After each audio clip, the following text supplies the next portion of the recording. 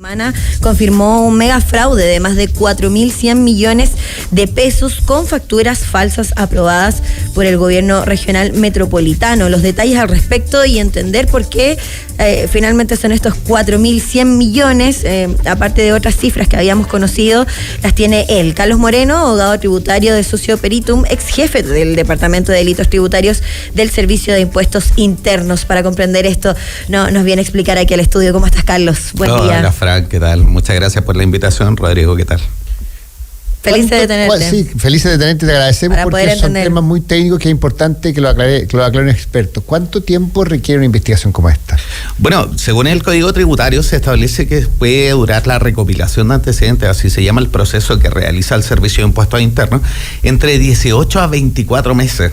Por lo tanto, en general, estos procesos son bastante largos, sobre todo con la complejidad que pueden tener por, obviamente, la connotación pública que generan. Sí. Y también el vínculo que se ha mencionado en estos últimos días sobre si va a declarar Claudio Rego dentro de esto y por qué también nos mencionabas antes de entrar al aire esta cifra que es exorbitante, pero que en algún minuto se vio diferente. 4.100 millones de facturas falsas.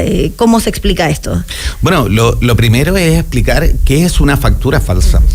La factura falsa está tratada y está establecida por el Servicio de Impuestos Internos en la circular 93 del año 2001 y básicamente explica que son facturas que dejan constancia de cosas mentirosas, aun cuando las formas ¿Cosas sean que no se realizaron? Cosas que no se realizaron. Ese es un tipo de factura falsa que se denomina falsedad ideológica respecto del documento. Por lo tanto, partiendo de la base de que sería un documento que deja constancia de trabajos que no se hicieron, ahí entra un análisis que tiene que hacer el Servicio de Impuestos Internos y que mis ex colegas lo deben haber hecho bastante bien, que es si ese servicio se prestó o no.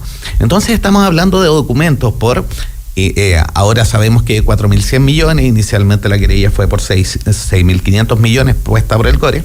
Perdón, si son 4.100 millones, debe ser una pila grande de documentos. No son tantos documentos. De hecho, los que el Servicio de Impuestos Internos presenta en su querella son 29 documentos los que trata. Y estamos hablando entonces de montos altos. Por lo tanto, ya sentamos dos antecedentes importantes para hablar sobre este tema. Son 29 documentos por montos bastante altos por trabajos que no se prestaron. Eso es lo que ya sabemos hasta el momento. Es el cálculo que estaba haciendo justo ahora, 141.000 millones por documento. Exactamente, son documentos por montos bastante altos, por lo tanto, ahí... Son trabajos caros. Claro, porque, claro, si tú dices, ¿sabes qué? Y era un robo de hormiga, tú te puedes decir, ¿sabes qué? Es más difícil darse cuenta, pero cuando el promedio del documento son 141.000 millones, tienen que haber varias firmas para autorizar un servicio de ese tipo, me imagino yo. Sí, de hecho, tenemos que pensar que estos documentos eran emitidos por supuestos trabajos que eran prestados por la empresa, por Gopa Soluciones, ¿cierto?, a distintas municipalidades, no eran directamente al GORE. El GORE es el que financia, el que paga estos proyectos. Por lo tanto, es la última instancia. Es la última instancia y es el que paga. Por lo tanto, teníamos diversos documentos que fueron emitidos a la municipalidad, por ejemplo, de Quinta Normal, documentos que habrían sido emitidos también a la municipalidad de Isla Maipo. Entonces, hay supuestos trabajos, como decíamos, relativos a las facturas falsas, supuestos trabajos que se habrían hecho a las municipalidades. En el caso, por ejemplo, de Isla Maipo, hablamos de casi de 400 millones de pesos. Por lo tanto, alguien, y ahí viene la pregunta lógica que se puede hacer cualquiera de nuestros auditores, facturas por 400 millones de pesos, por supuesto, trabajos que se hicieron. Alguien debió haber levantado la alerta, oiga, no ha llegado ningún maestro a construir aquí a la escuela, nadie ha llegado a hacer los trabajos que supuestamente... ¿Quién tiene que hacer esa alerta? Bueno...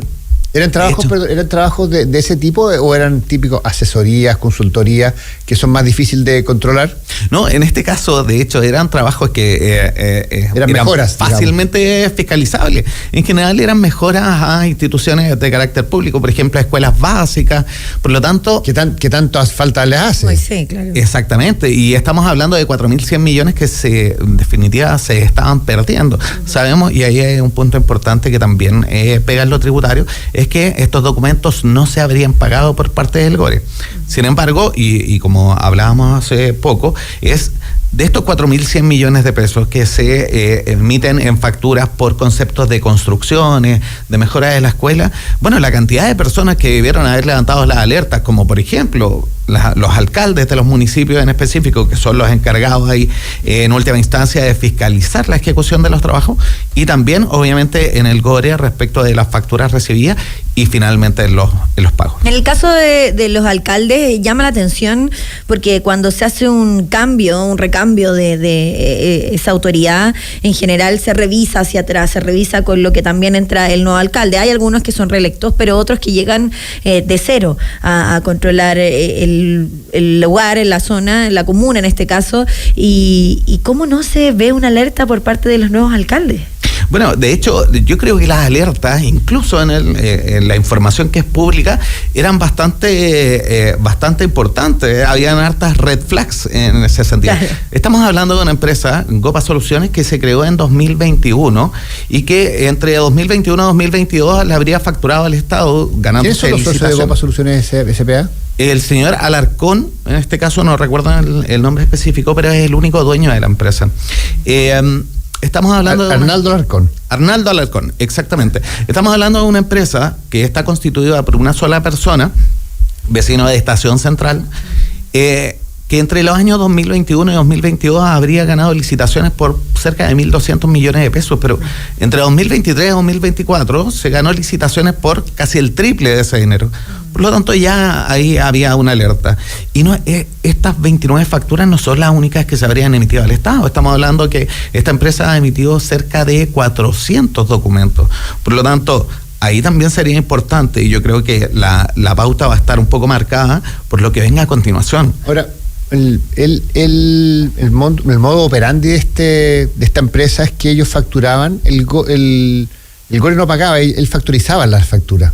Exactamente. Entonces, de hecho, que es una herramienta que, sin satanizar los factoring, o sea, si a ti te manda una factura que viene aprobada por el Estado, es difícil no pagarla, es difícil no factorizarla. Claro, y como les decía, antecedentes públicos dan cuenta de la supuesta y efectiva prestación del servicio. ¿A qué me refiero? Por ejemplo, tenemos facturas emitidas por Gopa Soluciones hacia el municipio de Isla de Maipo por trabajo en una escuela básica. Por lo tanto, si uno busca efectivamente esta información en las redes sociales, va a encontrar con que hay videos del alcalde de Isla Maipo mostrando las obras que se realizaron. Y si uno entra, por ejemplo, a mercado público, va a encontrar que hay órdenes de compra, va a encontrar que la licitación efectivamente fue adjudicada a Gopa Soluciones. Por lo tanto, si yo fuese el factoring y buscase información sobre si esa factura es o no verídica, me voy a encontrar con que se están mostrando las obras públicamente, con que efectivamente esa empresa se ganó la licitación en los periodos que dice o en los periodos que se están emitiendo las facturas. Por lo tanto, es difícil creer que ese documento dé cuenta de cosas falsas. Yo creo que ahí hay responsabilidades que todavía no se han verificado. Y también llama la atención, por ejemplo, y falta a lo mejor hay antecedentes que desarrollar sobre una eventual querella por fraude al fisco. ¿Qué falta en el intermedio para verificar esas responsabilidades? Sí, yo creo que ¿Qué podría existir? Sí, va asociado directamente a identificar los responsables. Como bien preguntaba Rodrigo, tenemos el alcalde que debió haber verificado, ¿cierto?, la ejecución de las obras. También, obviamente, tenemos inspectores técnicos de la municipalidad que dan cuenta de si van avanzando o no las obras. Pero también, obviamente, dentro de la gobernación regional, debían haber más alerta. ¿Qué es lo que quiero? Y voy a tratar de graficarlo con un solo ejemplo. Dentro de una empresa, si tengo un departamento que es el de tesorería, ¿cierto?, que es la caja, en este caso el GORE, ¿cierto?, que es el que tiene que pagar las facturas, y tengo el departamento de ventas, por ejemplo, que me dice que necesita un computador. Bueno, si el departamento de ventas me dan el ok para pagar la factura, me envían la factura y yo la envío a tesorería para verificar si es que el documento está en el servicio de impuestos internos, ahí es difícil que yo no pueda identificar que la operación no se llevó a cabo, en este caso que el computador no llegó al departamento de venta. Por lo tanto, yo creo que las responsabilidades inicialmente están siendo centradas en un funcionario que no estaba en su decisión. De hecho, él hace esa alusión. Él dice, mire, yo efectivamente tengo mucho trabajo, la cantidad de facturas que me llegan durante el día son bastantes. Por lo tanto, yo no sé si las obras, yo no vivo en Isla Maipo, yo no sé si las obras se están haciendo. A mí lo que me llega es un documento. Esa es la pregunta que te quería hacer yo. ¿Cuál es la lógica de este delito? ¿Esta era una empresa de papel que no tenía ni un trabajador y se ganaba licitaciones y no hacía nada? ¿O era una empresa que en algún momento hizo algunas cosas y después se vio sobrepasada, se ganó licitaciones y terminó haciendo nada? Esa un poquito cuál es, ¿qué hay detrás de esta empresa que es la que comete estos delitos? Sí, yo creo que de hecho esa es la pregunta clave, porque tenemos una empresa que, como les decía, desde el 2021 que se constituyó, que está ganando licitaciones. De hecho, de las últimas licitaciones que fueron adjudicadas a esta empresa... ¿Hizo algún trabajo esta empresa o no hizo ni uno? Inicialmente podríamos decir que sí, porque la cantidad de facturas que le ha emitido el Estado, bueno, dan cuenta de que había experiencia. De hecho, por eso ganaba las licitaciones. El mayor puntaje que tenía era por experiencia y por precio. Por lo tanto, va a ser importante identificar si el resto de estas, no sé, 400 facturas versus las 29 que se le están imputando por el Servicio de Impuestos Internos, bueno, el resto efectivamente correspondían a trabajos reales o no. Por lo tanto, tenemos que pensar que siempre trabajó con el Estado. ¿Y para eso existiría una investigación de tanto tiempo como la que ya vimos? Exactamente, podríamos tener obviamente una ampliación de querella por parte del Servicio de Impuestos Internos, pero como también les decía, es importante y esperamos una respuesta por parte del Consejo de Defensa del Estado, eventualmente por un fraude al fisco. Eso es lo que se podría observar. Estamos junto a Carlos Moreno, abogado tributario de Socio Peritum y también ex jefe del Departamento de Delitos Tributarios del Servicio de Impuestos Internos. Mencionabas, Carlos, que lo que se viene va a ser clave y ya nos adelantabas un poquito. ¿Qué es lo que vamos a ver probablemente? Activar tu tarjeta de crédito con ahorro es así de fácil. Solo debes realizar un depósito desde tu cuenta entre 50,000 y 500,000 pesos. Pronunciamiento, hemos visto que ha tenido bastante actividad en este último tiempo la Contraloría. Harto. Esa institución podría obviamente revisar qué es lo que sucede con estos dineros y obviamente las licitaciones también que se adjudicaron hacia atrás. Por ejemplo, también respecto del presupuesto, instituciones como la de IPRES, el Servicio de Impuestos Internos, incluso dentro de las diligencias que solicitó, aparte de obviamente tomar declaración a Claudio Rego, sí, solicitó a las otras instituciones, por ejemplo a la UAF, a la PDI, la realización de informes patrimoniales respecto de la empresa. Y todo esto va orientado hacia eso, a verificar si es que la empresa efectivamente en algún minuto prestó o no un servicio. Como les decía, son 29 documentos los que están siendo cuestionados ahora, pero la empresa emitió más de 350 documentos al Estado. Y sobre los cuestionamientos, ¿deberíamos ir a la raíz de este asunto para poder comprender todo? Porque claro, tú haces una cadena y empiezas a decir esto del gobierno regional, pero también están los alcaldes y empezar a entender cada una de las decisiones y de las aprobaciones también dentro de esto, más allá de la empresa que está en cuestión. Deberíamos ir a la raíz del asunto. Claro, de hecho, tocas un punto que es bastante clave. El Servicio de Impuestos Internos, la Gobernación Regional, al momento de hacer su querella, ellos se refieren a 61 documentos por cerca de 6.500 millones de pesos. El Servicio de Impuestos Internos modifica esa información. Lo que dice el servicio no son 61 documentos, son 69 documentos, pero nosotros vamos a presentar querella por 4.100. ¿A qué se debe este cambio? Y por eso esto es importante en relación a lo que tú preguntas. Mediante la ley 21.713 se modificó el delito de facilitación de documentación tributaria falsa. Antiguamente necesitabas que la facilitación tuviese un motivo, y ese motivo, ese objetivo era defraudar al fisco. Defraudar al fisco en el sentido de pagar menos impuestos. Sin embargo, al modificarse ese delito, ahora cualquier tipo de facilitación, independiente de cuál es el fin por el que tú lo facilites, está sancionado dentro del Código Tributario. Por lo tanto, si facilitas una factura falsa, una nota de crédito falsa, como también es el caso, o alguna boleta. Una factura falsa debe ir, yo creo que estas facturas iban con una orden de compra previa, ¿no? Claro, y de hecho con una licitación ganada. Entonces, o sea, son falsas porque no se hizo el trabajo, no son falsas porque no es una orden de compra. Claro, ¿no? Eso es lo que dice el Servicio de Impuestos Internos. Creo yo, o sea, en el fondo, porque para mí si yo te mando una factura sin ni una orden de compra, pero si yo tengo una orden de compra por un trabajo que me gané en la licitación, la factura en estricto rigor no es falsa, no hice el trabajo.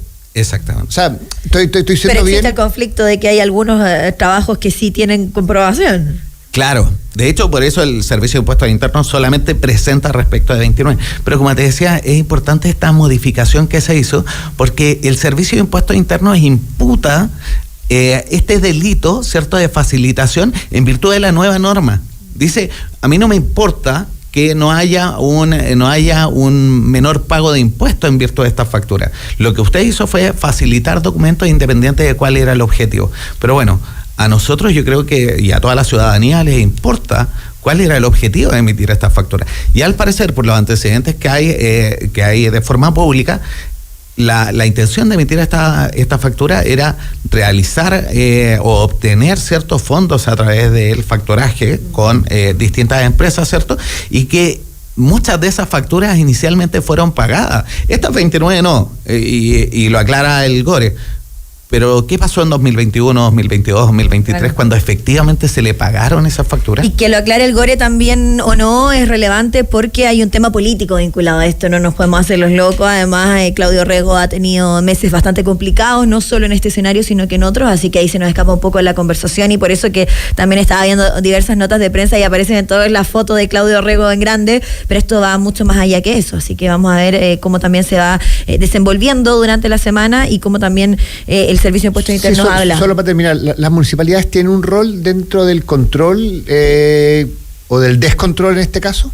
Claro, toda la inspección técnica respecto de las supuestas obras que se habrían realizado por esta empresa lo tiene a cargo la municipalidad. Por lo tanto, ellos tienen que informar respecto al GORE si es que se ejecutó o no a través del hito, si es que se ejecutó o no este trabajo. Por lo tanto, yo creo que es un caso, una noticia que nos va a dar todo que hablar en la siguiente semana. Y dentro de esa lista de cada una de las municipalidades involucradas también estaría bueno preguntarle a cada uno de los alcaldes cómo lo está llevando.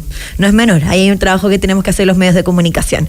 Sin lugar a dudas. Carlos Moreno, abogado tributario de Socio Peritum, ex jefe del Departamento de Delitos Tributarios del Servicio de Impuestos Internos. Muchas gracias por estar con nosotros. Muchas gracias. Explicarnos hartos detalles. Por explicar lo que no es fácil de explicar. Sí, bastante difícil, pero... Se nota que hace clase. Sí, se nota que hace clase el profesor Carlos Moreno. Muchas gracias. Y nosotros con esto ya nos vamos. Viene Clave de Morse, también vienen a explicar para la economía. Así es. De todo un poco. Daniel Fajardo viene en breve y nosotros ya nos vamos. Nos vemos el jueves. El jueves, mañana es feriado. Que estén bien. Casi dije mañana. Chao. Que estén bien.